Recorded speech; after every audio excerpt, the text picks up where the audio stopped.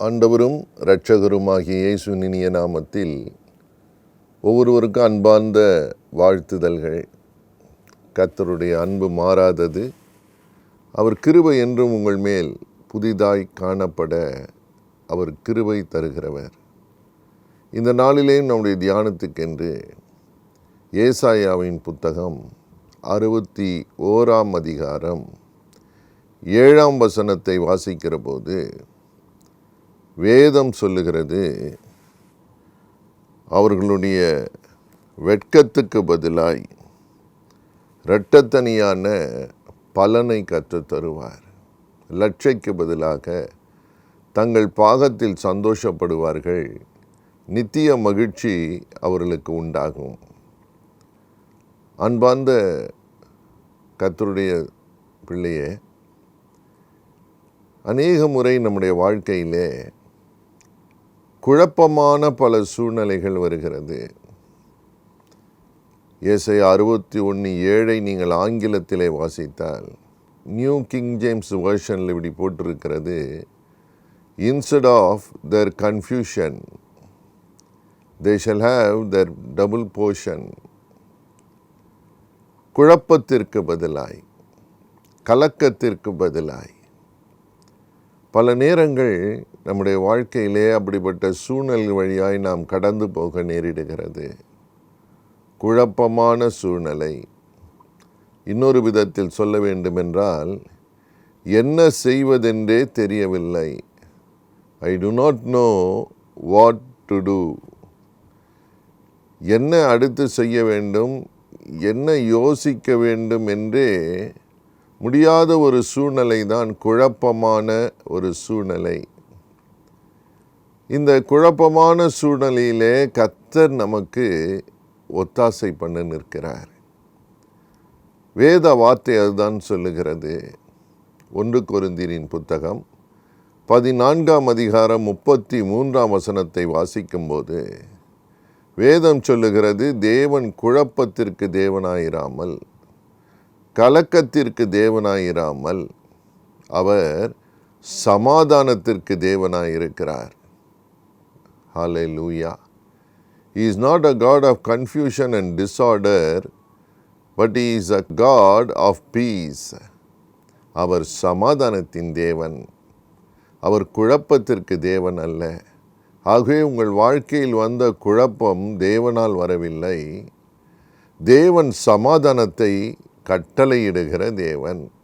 இப்பொழுதும் ஒருவேளை குழப்பத்தோடே, ஏதோ ஒரு சம்பவத்தினால், சூழ்நிலையினால் குழப்பத்தோடே இந்த நிகழ்ச்சியை பார்த்து கொண்டிருக்கிற அன்பு சகோதரனே, சகோதரியே, கர்த்தர் உங்களோடு கூட பேசுகிறார்.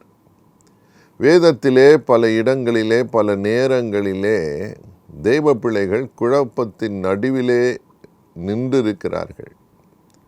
ஆனால் அந்த குழப்பத்திலேயே அவர்களை கர்த்தர் விடவில்லை.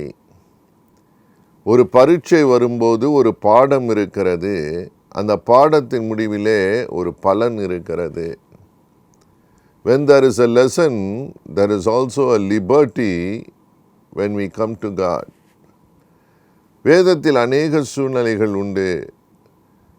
அப்படிப்பட்ட குழப்பத்திலிருந்த ஒரு சூழ்நிலையை நாம் வேதத்திலே வாசிக்கலாம். அது 2 நாளாகமத்தின் புத்தகம் 20ஆம் அதிகாரத்தை நீங்கள் வாசிக்கிற போது 20ஆம் அதிகாரம் 12ஆம் வசனம் இப்படி சொல்லுகிறது, எங்கள் தேவனே, அவர்களை நீர் நியாயம் தீர்க்க மாட்டீரோ?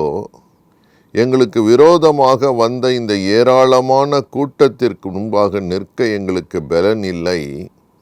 நாங்கள் செய்ய வேண்டியது இன்னதென்று எங்களுக்கு தெரியவில்லை. We do not know what to do. எங்களுக்கு பலன் இல்லை, என்ன செய்ய வேண்டும் என்றே எங்களுக்கு தெரியவில்லை என்று ஒரு யோசபாத் அரசனாக இருக்கிறவர் கர்த்தரை நோக்கி விண்ணப்பம் பண்ணுகிறார். கர்த்தரை நம்புகிற பிள்ளைகள், கர்த்தரை விசுவாசிக்கிறவர்கள் தான். ஆனால் வாழ்க்கையிலே ஒரு நெருக்கம் வருகிறது, ஒரு இக்கட்டான சூழ்நிலை வருகிறது. When you are caught unawares or there is a terrible opposition in your life. இந்த இடத்திலே யோசபாத்துக்கு விரோதமாக திரளான கூட்டத்தார் கூடினார்களாம். நீங்கள் அதே அதிகாரம் 1 வாசிக்கும்போது அம்மோன் புத்திரரும் மோவாப் புத்திரரும் திரளாய் எதிர்த்து கூடி வந்தார்கள் என்றிருக்கிறது. யுத்தம் பண்ண வருகிறார்கள். எதிரிகள் புறப்பட்டு வந்து விட்டார்கள். இதை கேட்டுக்கொண்டு இருக்கிற அன்பு சகோதரனே சகோதரியே, இன்றைக்கு ஒருவேளை சில எதிர்ப்புகள், சத்துருக்கள் உங்களை எதிர்த்து வந்திருக்கலாம். யோசபாத்து வாழ்க்கையில எதிர்க்கு வந்தார்களாம். அதே அதிகாரம் 2 நாளாகும் 20 11 சொல்லுகிறது, இப்போதும் இதோ அவர்கள் எங்களுக்கு நன்மைக்கு தீமையை சரிகட்டி தேவரீர் எங்களை சுதந்தரிக்க பண்ணின உம்முடைய சுதந்திரத்திலிருந்து எங்களை துரத்திவிட வருகிறார்கள். எதற்கு சத்துருக்கள் எதிர்த்து வந்திருக்கிறார்கள்? உங்களுக்கான சுதந்திரத்திலிருந்து உங்களை துரத்தி விட. இது ஒரு மிகுந்த குழப்பமான ஒரு சூழ்நிலை. இந்த நேரத்தில் யோசபாத் சொல்லுகிறார், எங்களுக்கு பலன் இல்லை, நாங்கள் செய்ய வேண்டியது இன்னதென்று தெரியவில்லை. படை பலன் இருந்திருக்கிறது, ஆயுதங்கள் இருந்திருக்கிறது. அவருக்கு பக்கத்திலே யாரையாவது ஒத்தாசைக்கு கூப்பிடவும் வாய்ப்புகள் இருந்தும், இப்பொழுது யோசபாத்துடைய அணுகுமுறையை நாம் கவனிக்க வேண்டும். ஒரு குழப்பமான சூழ்நிலையிலே முதலாவது என்ன செய்வது? கர்த்தரை நம்புகிற பிள்ளைகள் என்ன செய்ய வேண்டும் என்பதற்கு இது ஒரு முன்மாதிரி. யோசபாத் கர்த்தரிடத்திலே வந்து முறையிடுகிறார். ஒரு குழப்பமான சூழ்நிலை, என்ன செய்யறதுன்னு தெரியல, எங்கள் சுதந்திரத்திலிருந்து எங்களை துரத்தி விட வந்திருக்கிறார்கள். சமீபத்திலே ஜெபத்துக்காக ஒரு சகோதரி என்னோடு கைபேசியிலே தொடர்பு கொண்டு சொன்னார்கள், ஐயா நாங்கள் நன்மை செய்தோம், எங்கள் பக்கத்து வீட்டிலே ஒருவர் குடி வந்தார், நாங்கள் அவருக்கு நன்மை செய்தோம், உதவி செய்தோம், ஆனால் இப்பொழுதோ எங்கள் சுதந்திரத்துக்குள்ளேயே, எங்கள் எல்லைகளுக்குள்ளேயே வந்து எங்களை தொல்லை பண்ணி கொண்டிருக்கிறார். எங்கள் காம்பவுண்டுக்குள்ளே இப்பொழுது பள்ளம் தோண்ட ஆரம்பித்து விட்டார்கள். நாங்கள் என்ன செய்வதென்று தெரியவில்லை. நாங்கள் கர்த்தரை நோக்கி பார்க்கிறோம், எங்கே போர் முறையிடுவது என்று தெரியவில்லை. அவர் எங்களை பார்க்கிலும் பலசாலியாக இருக்கிறார். அவர் ஒரு காவல்துறையில் வேலை செய்கிறார். ஐயா நாங்கள் யாரிடம் போய் இதை குறை சொல்லுவோம், கம்ப்ளைண்ட் பண்ணுவோம்? எங்களுக்கு பலன் இல்லை, நாங்கள் செய்ய வேண்டியதும் எங்களுக்கு தெரியவில்லை. இது ஒரு பரீட்சையான நேரம். அப்படிப்பட்ட சத்துருக்களோடு உங்களுக்கு பிரச்சனையான ஒரு சூழ்நிலை இருக்கிறீர்களா? இன்றைக்கு கர்த்தர் உங்களோடு கூட பேசுகிறார். உங்கள் சுதந்திரத்தை விட்டு உங்களை துரத்தி விட இருக்கிறார்களா? நீங்கள் என்ன செய்வதென்று தெரியாமல் குழம்பி போய் இருக்கிறீர்களா? பிரியமானவர்களே, யோசபாத் ஒன்று செய்தார். என்ன பாடம் அது? அதே வசனத்தின் பிற்பகுதி சொல்லுகிறது, 12 ஆகையால் எங்கள் கண்கள் உம்மையே நோக்கி கொண்டிருக்கிறது. என்ன செய்யலாம்? இங்கு அங்குமாய் ஓடலாம், அவரை பார்க்கலாம், இவரை பார்க்கலாம், பல சகாயங்களை தேடலாம். ஆனால் யோசபாத் செய்த முதல் காரியம், எங்கள் கண்கள் உம்மையே நோக்கி கொண்டிருக்கிறது. My eyes are always and up to thee, Lord, on you, Father. எங்கள் கண்கள் உம்மையே நோக்கி கொண்டிருக்கிறது. உம்மையும் நோக்கி கொண்டிருக்கிறது என்று எழுதவில்லை, உம்மையே நோக்கி கொண்டிருக்கிறது என்று வார்த்தை சொல்லுகிறது. எத்தனை ஆசீர்வாதம்!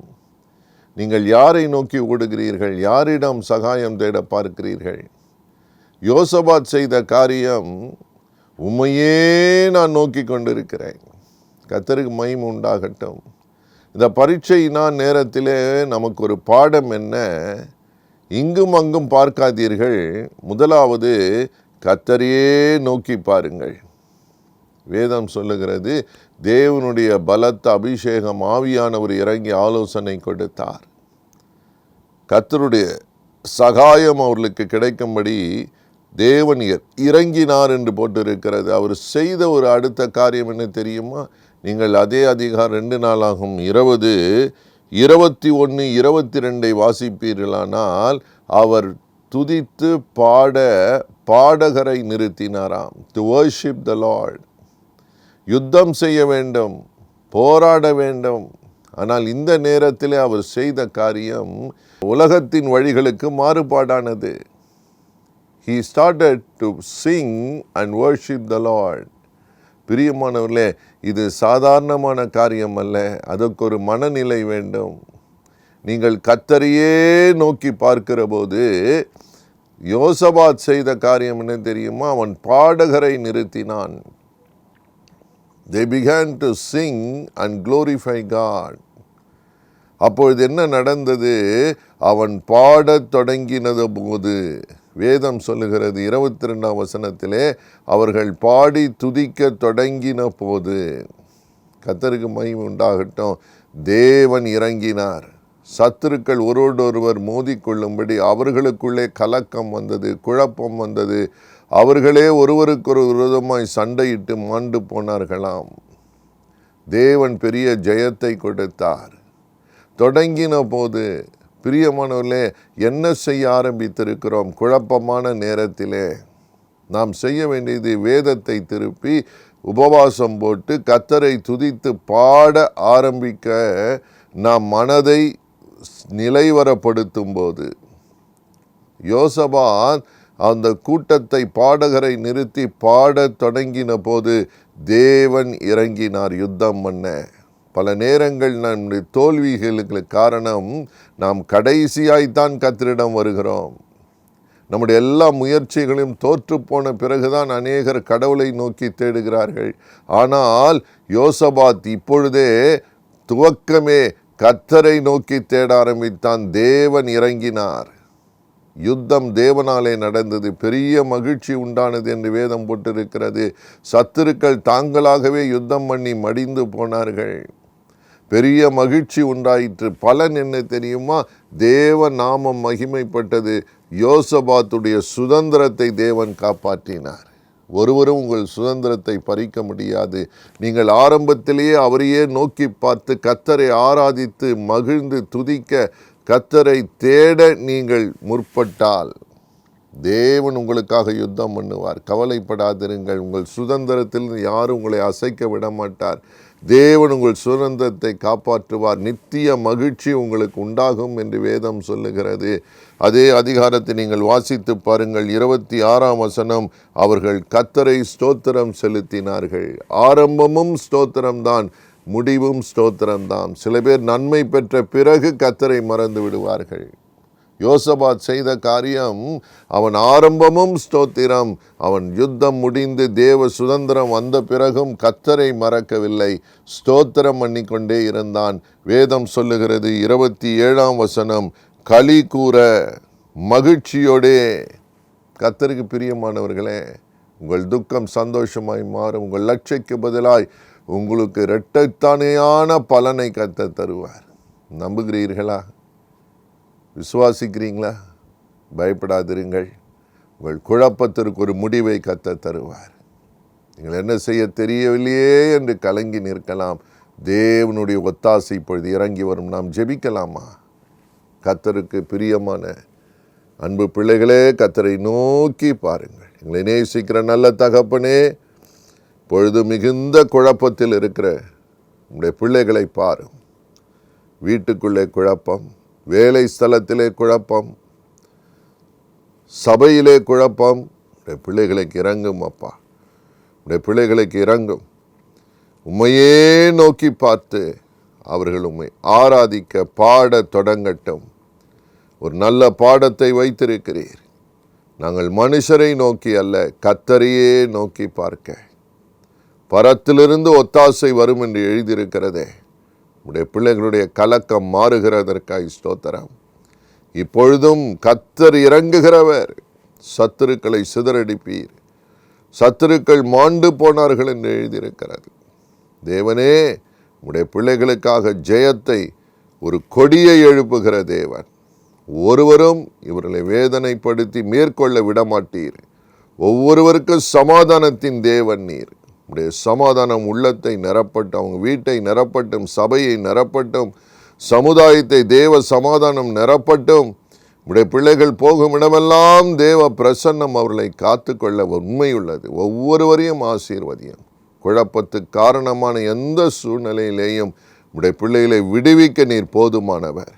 உம்மையே நோக்கி பார்க்க உதவி செய்யுங்க. அப்படி பார்க்கிற ஒவ்வொரு அன்பு சகோதரன் மேலும் சகோதரி மேலும் உடைய கரம் அமர்ந்து ஆசீர்வதிப்பதற்காக நன்றி. நிச்சயமாக நித்திய மகிழ்ச்சியை தருவீர். அவர்கள் முகங்கள் பிரகாசிக்க பண்ணுவீர். ஆசீர்வதிக்கிறோம் இயேசுவின் நாமத்தில் நல்ல பிதாவே. ஆமேன், ஆமேன். God bless you.